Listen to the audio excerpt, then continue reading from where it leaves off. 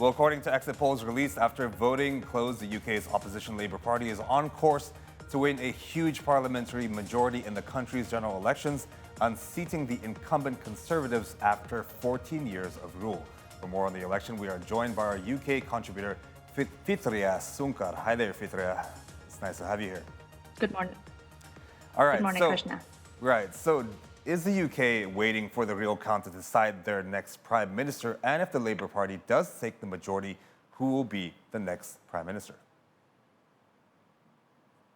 It has been a long night since the polling station closes at 10 p.m.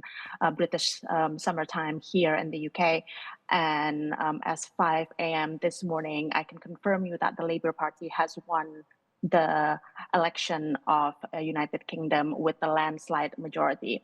In terms of the numbers so far, they have won 34.3% of the share, and that translated to 408 seat out of 650 seat to be won in the House of Parliament. And then it is projected that Labour will win 410 seats, making it the biggest majority since World War II, but there are still, the counting is still underway.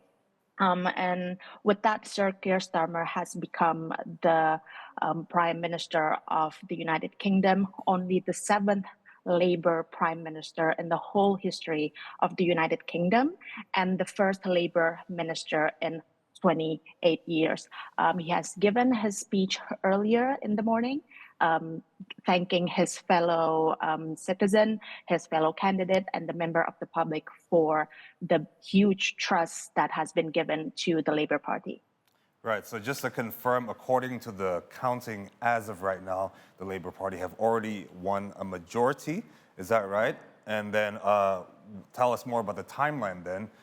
When will the new Prime Minister take his seat? Yes, that's correct. Although the counting of the whole ballot hasn't been finished yet, it's still underway in certain location in the UK, but we can say very certain that Labour has won a huge majority. And when it comes to the timeline, later on in the day, the outgoing Prime Minister will travel to Buckingham Palace to meet and to tender his resignation in the morning after the vote towards the King. And with that, the new Prime Minister will make his short drive to Buckingham Palace and then to see the King, and then he will be given the mandate to form a new government. After that, the new Prime Minister, as we can say now, Sir Keir Starmer, will make a short drive to 10 Downing Street, where there will be thousands of people, his supporter, waiting, and the member of the media wait in the front of the number 10, while as he's going to give his first speech as Prime Minister.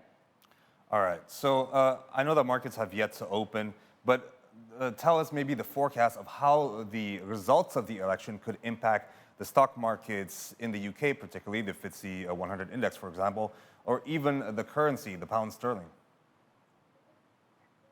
I can tell you a bit about the sterling because, Starmer expected majority is likely to solidify the financial market expectation for periods of stability in British politics after numerous turmoil under Conservatives, especially after the Brexit vote in 2016, when the shock of leaving the EU triggered a crash in the pound sterling.